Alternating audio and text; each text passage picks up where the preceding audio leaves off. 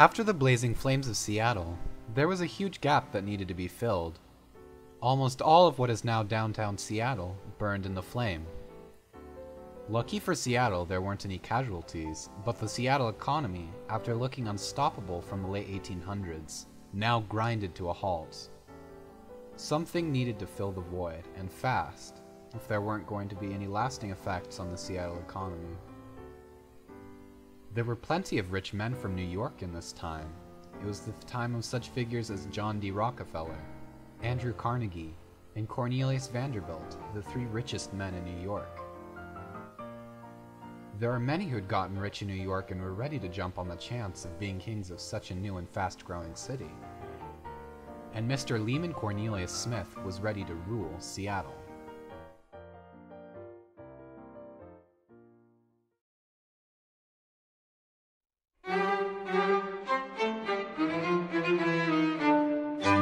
Mr. Smith was an industrialist from New York who made his fortune from designing and producing weapons, the most noted being the L.C. Smith shotgun.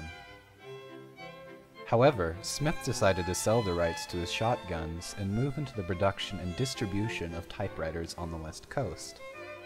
Seattle would be the new capital to his economic empire. Some sources believe that this was a strategic move in position, as his company would be out of the earshot and eyeshot of then-President Woodrow Wilson's Democratic administration. However, the more likely answer would be that typewriters were a very new and lucrative business. Gotta remember that 100 plus years ago when they started doing that, or at the end of the 1880s, the typewriter was the cutting-edge source of information. Prior to that time, everything else had been written out in longhand. Ledgers, letters, everything. If you wanted a duplicate copy of something, you duplicated it by writing it out in hand. The typewriter was the word processor of the day. This is the equivalent of Microsoft Word or an Apple computer or something like that. That's how important typewriters were to the advancement of the United States. It was something that could be used easily by most people if they were well trained, especially as it developed better into the early 20th century. So he was actually making a strategic move by moving from armaments where there was no war of any sort going on that the United States was involved in, but we were very heavily involved in commercial activities. So the typewriter would be of nothing but a great asset for that. The other answer being that Seattle was the best place in the nation to start a company and turn a huge profit. Seattle wasn't one of the fastest growing cities of the time. It was the fastest growing city in all of America. Thanks to the Yukon Gold Rush, many people in Seattle became rich, and many more came to Seattle in hopes of becoming the next millionaire.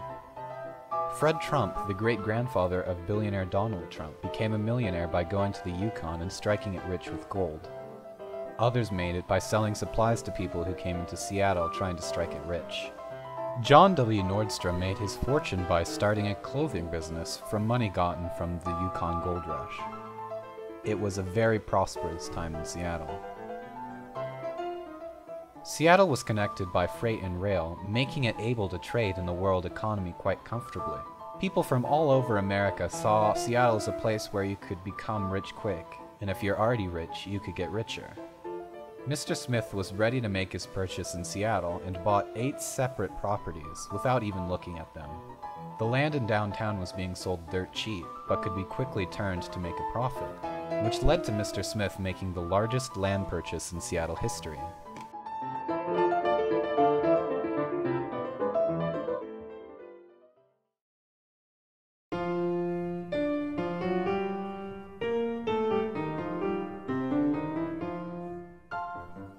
Mr. Smith planned to build an 18-story building in the middle of Times Square, but due to a dispute with Mr. Hodge, another Seattle developer, he ended up agreeing to only build his office building to 14 stories. However, on November 5th, 1910, Mr. Smith passed away. His business was passed on to his son, Mr. Burns Lyman Smith, who would then oversee the creation of Smith Premier typewriters. After the passing of Mr. Smith, however, Mr. Hodge decided that he would not be held to the gentleman's agreement of only building his building 14 stories, and built a 17-story building in Times Square.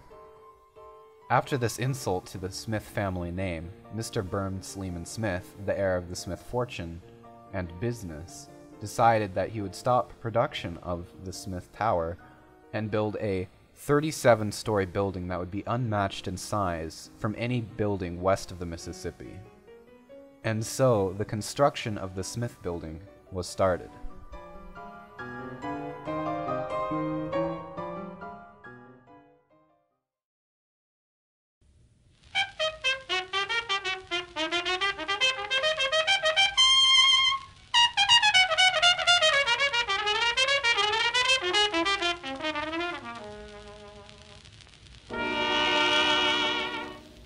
In order to build the Smith Building, a skyscraper proposed to be 489 feet tall, there had to be a lot of technological advancements. How would it be possible to create a frame strong enough to withstand the building's own load? What about withstanding a fire? There weren't any fire trucks in Seattle at this time that could reach the proposed heights. Even if you could build to the height proposed, how could you get people to work in the building if they had to walk up 20 to 30 flights of stairs every time they needed to enter or leave their workspace? The fact of the matter was that skyscrapers were a very new technology, and engineers had to be able to create things in order to overcome these obstacles. The first major obstacle standing in the way of constructing a skyscraper is that you would have to create a structural frame that would be able to deal with earthquakes, as well as holding its own weight. The obvious answer is to use a steel frame. However, there's a bit of a problem when using steel at this time. Even though the material existed, for a long time there was no way to mass produce it on the scale needed for a whole skyscraper. The consistency of the material was also an issue.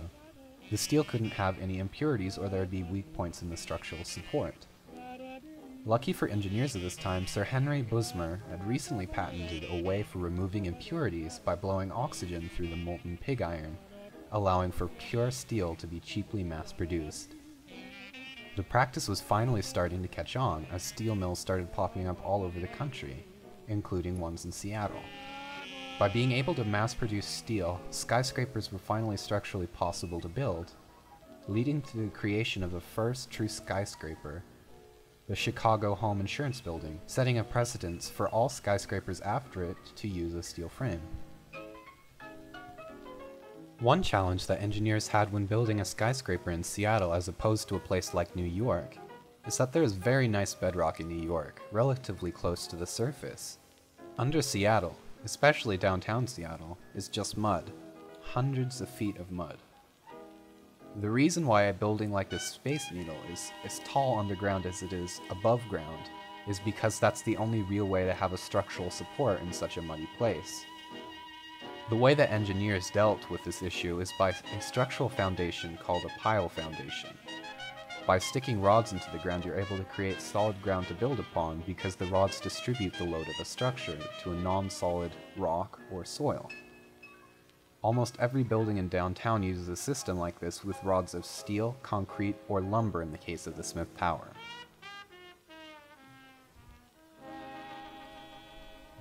Another problem is access in a skyscraper. In order to access a higher floor in a skyscraper without an elevator, you'd have to walk up 30 to 40 floors.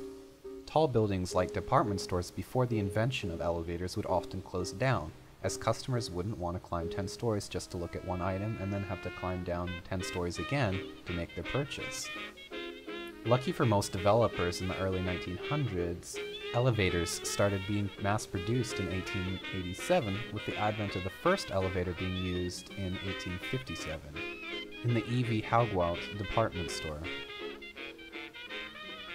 With elevators, people could dream to build higher and higher without the concern of people not wanting to work or being a customer in their building. The biggest problem that engineers faced when building in Seattle wasn't the structural foundation, or finding a place to buy elevators, but rather getting approval from the city due to concerns of fire. With the city of Seattle burning down not soon before the proposal of the Smith Building, one might understand why there was a lot of concern. Yeah, Thompson and members of the city council, Thompson being the city engineer, were in some cases just opposed to skyscrapers, for they didn't feel as if they were a safe building style. You've got to remember this was a very unique and new building style to go up this far. The safety of the city was a primary concern for them. You've got to remember in 1889 we had just burned the city to the ground and it was nothing left. So they were very concerned about that. And they had to prove a lot to the city that the building was completely safe.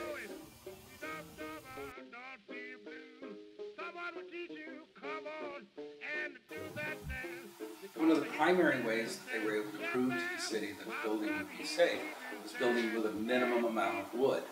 Now, when you visit the building today, what you see is what appears to be all mahogany door frames, window frames, and moldings.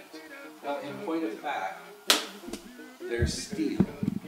6 layers of hand-applied enamel to create the wood grain effect. If you look very closely, you'll notice the grain is very finely drawn, and they went all the way down to actually putting in all the joints and everything that would be necessary to create a door.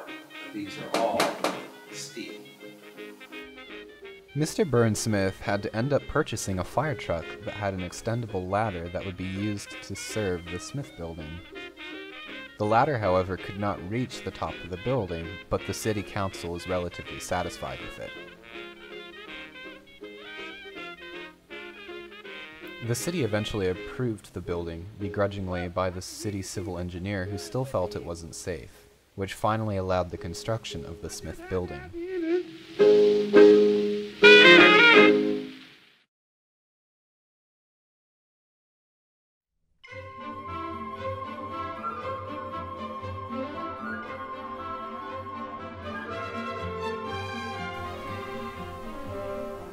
The Smith building was at last completed in 1914 and was the jewel of Seattle. At 149 meters, it was the tallest building west of the Mississippi. At this time, there were barely any skyscrapers, making its power and beauty unmatched in the whole world. People from all around the states came to the opening day celebrations. People even came from as far as Japan in order to see it before the public opening on the 4th of July. The Vice Admiral of Japan's Navy, Teijiro Kuroi, had sailed into Seattle the day before and was excited to be greeted by Mr. Burnsmith.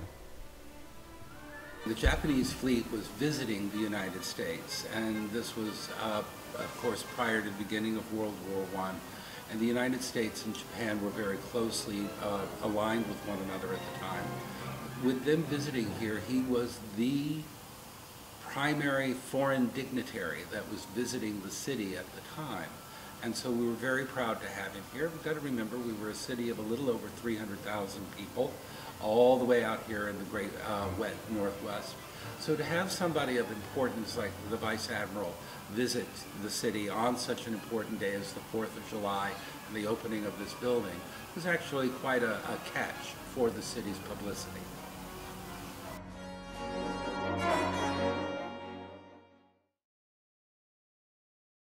There was one thing left for Mr. Burnsmith to do, and that was to officially name the building itself.